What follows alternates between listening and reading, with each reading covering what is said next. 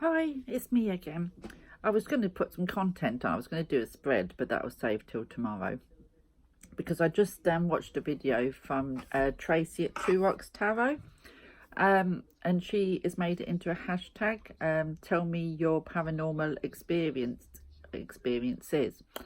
and I thought it was really interesting. It was really great to listen to her stories. I love to listen to these kind of things, and I've experienced some things in the past as well. So I thought I'd pop on and do this hashtag and tell you some of my experiences.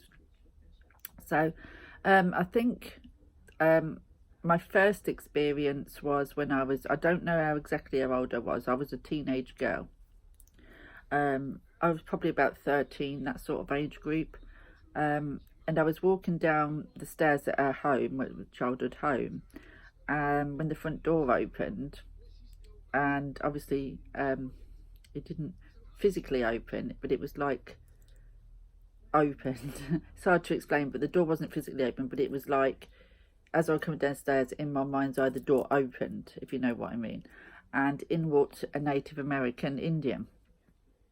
And I remember walking down the stairs, and this Indian saw me and started walking up towards the stairs, and I freaked, and I kind of hid against this, pushed myself against the wall, because the stairs had like a wall either side as you was coming down the stairs. And he noticed that I was scared, and he just nodded, turned around and disappeared. And that stayed with me for years and years and years. And that there is a story to that, but that is probably something I'll touch on when I do about my spirit guide. But so that was my very first one, and like I said, I would have been 12, 13, 14, that age group. The next time I remember receiving anything like this was after I lost my brother, 1991. I've said before on my videos, we was very close. He was 25 years old. There was 18 months different, 14 months age difference between us. And we grew up very close. He was more than my big brother. He was my partner in crime. It was my little twin ego. You know, we was very similar. We was very, very close. And I was devastated when I lost him. But I used to feel him around me quite a lot. And when my then husband used to do a night shift, I used to be at home on my own with the two small children. They used to go to bed early because they was only sort of very young. And I used to be sitting in the living room by myself. And we had a particular armchair in the living room that when anybody sat in it, it squeaked. Now, every time my husband at the time was on night shift and the children was in bed and I'd be getting comfortable in the living room, somebody would join me and that chair would squeak as somebody sat down, and I knew it was my brother. And I used to say to him, "Hi Stefan, nice to have you with me." And that continued for a long time while we lived in this house, and I was married to this man, and he was doing night shift. He very often used to come and visit me on the night shift. Other things that I've experienced, when I moved into this house, it was in the middle, it was in a tiny little village. I'd divorced my first husband by now, and I'd remarried, and I'd got 3 tiny children and my 4 older children, and from my first marriage. And we got moved into this house in the middle of nowhere. It was like a tiny little village. There was one shop there that even closed down, one pub, and that was it. It was just houses and fields. There was nothing there. I got a weird feeling from this house right from day one. It wasn't my favourite home, and I noticed when I was living there, I started living there, I became very depressed, very down, and very poorly, and I couldn't understand it. But it just didn't have a nice atmosphere at all. The first thing that used to happen, I used to be standing in the kitchen, and the kettle used to turn on at the side of me. It wouldn't, you know, the switch used to go, and there'd be nobody out. I remember the first time it happened, I swung round to see if somebody had come behind me to switch the kettle on, but there was never nobody there. And cups used to fly. You know, the old holders where you got like a circle bottom, you got a stick up, and then these little sticks like a little tree coming out, and you hang your mugs on them. I used to have one of those on the side, and the cups used to fly off that and just land on the side in the right way. Never used to break, but you could actually see these cups lift and be put down. That used to freak me out, because I know that wasn't nobody from my family, or you know, anybody that I'd loved, sort of thing. That was something in the house. Another time, my daughter, she would have been about 13, I believe, at the time, roughly around sort of like 11 to 13. I think she was around that age group. She was in the bath upstairs, and everybody was downstairs, and all of a sudden she let out a blood-curdling scream. She really screamed. So I ran upstairs into the bathroom, and she was crying, and she was taking a bath, and she felt something bite her leg. And when we looked, she'd gone on her leg. You could see this shape of human teeth on her leg where it had bit her. That was quite freaky and not nice. My older daughter at the time, she'd left home, but she came back to stay with us for a few weeks while her flat was getting ready, with her then boyfriend. They're married now, but it was her then boyfriend. They was moving in together to this flat, and they had to sleep in the living room because there was no bedroom spare. And she hated it. She said it felt like somebody was watching her constantly, and she said it was like she could always feel a pair of eyes on her. And one evening in particular, she woke up in the middle of the night, and she could see all these lights dancing around in the living room, all these coloured lights, all spinning round and moving around and whatever. And that kind of freaked her out. She didn't like that house, and she didn't want to stay for too long either. So that house wasn't a nice house. I felt a lot of bad energy in that house. Bad things happened in that house too. And like I said, it made me very depressed, very poorly. And I moved out as soon as I could. I wasn't there for that long. We soon moved out because I just couldn't live there. And a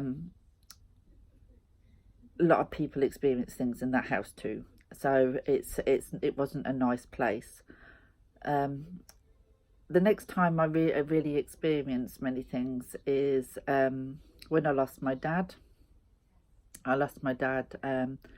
Now with my dad, he didn't believe in anything like, you know, the spiritual.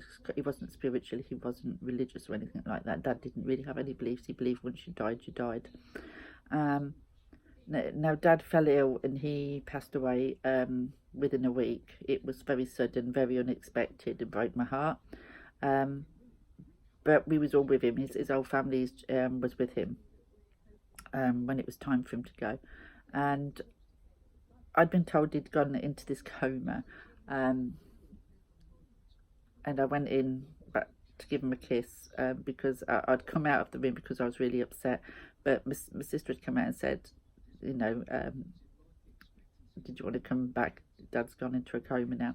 So I'd gone back and I'd give him a kiss, and his eyes flew open. And I gave him a kiss and I said, I love you, Dad. And his eyes flew open. He said, I love you too. And then he slipped back into this coma. But I said to him, as I was saying goodbye, when you get there, Dad, let me know that you got there okay, that you're all right. And it was about, must be about 3 to 4 weeks later, roughly around that sort of time. I was in bed and I'd just started to stir because I needed to go to the lavatory. And as you do in the middle of the night when you're trying to sleep, and I heard my name shouted. And all I could hear over and over was, Patsy, Patsy. And I turned round, and there in my bedroom in the corner was my dad. And he said, I'm okay, sweetheart, I'm okay. That's all he said, and then he disappeared. But I knew he was coming back to let me know that he was there and everything was okay, because I'd asked him to. Simple as that. I'd asked him to let me know when he got there and that he was okay, and that's what he did. He'd come back to let me know he was okay, and that was lovely. That was a lovely experience. And he'd come to me a couple of times after that.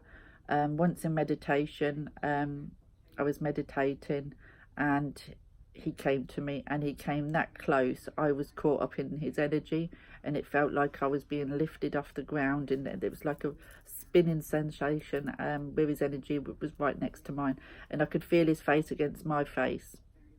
where he gave me a hug, and it was my birthday, and he said, "Happy birthday, sweetheart, happy birthday," and I could see my brother at the side of him. So that was an absolutely wonderful experience too. And another time, we had I had my daughter around, and the first instance where I said, "Dad, give me that kiss and come real close," was on my 50th birthday. We just lost him. The year after, again on my birthday, I was with my daughter in the living room, and all of a sudden this song come on, and it was my mum and dad's song, what was played at Dad's funeral, "Young Girl" by Jerry Puckett, something like that, an old song from the 60s. And this come on, and it was like, we looked at each other and we was like, where's that coming from? And we ran into the kitchen and had a look to see if it was coming from the kitchen, but the TV was on, but what was it called, a series I used to watch, something about angels, I can't think what it's called now. I did remember, but I can't remember now. But it was a program on angels, and when two people discussing, talking and what have you, and we was like, well, it ain't coming from the TV, and we could still hear this music, Dad's song. And then all of a sudden I felt him, and I knew it was his way of letting me know he was around me on my birthday, and he wanted to wish me a happy birthday. So that was another experience, because as soon as I recognised he was there, the music stopped, and there was no way it come from anywhere else. So I knew that was Dad coming to let me know he was there. And I know Mum feels him all the time, and things fall over in Mum's house for no reason, and the dog's there at his chair, and people smell his aftershave there, and I know he was at Mum's house a lot. I feel him a lot there, so I know he makes his presence known quite a lot. So but then he did when he was here, so he's going to now, he's not. So that's lovely as well.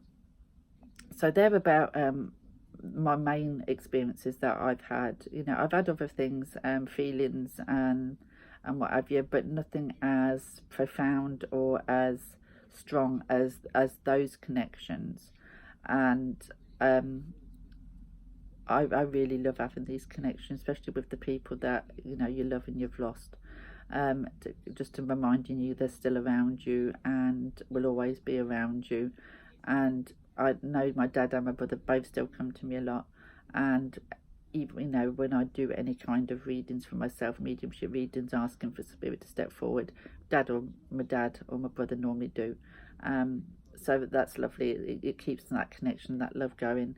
But yeah, I thought it was a great tag to share, and I look forward to listening to other people's videos if you do them on these, or if you're not going to do a video, what sort of paranormal experiences you've had, because I'm sure we've all had them, and I find them really intriguing and really interesting. So I look forward to hearing yours, and thank you, Tracy at Two Rocks, for doing this tag. I really enjoyed it. Thanks. Bye.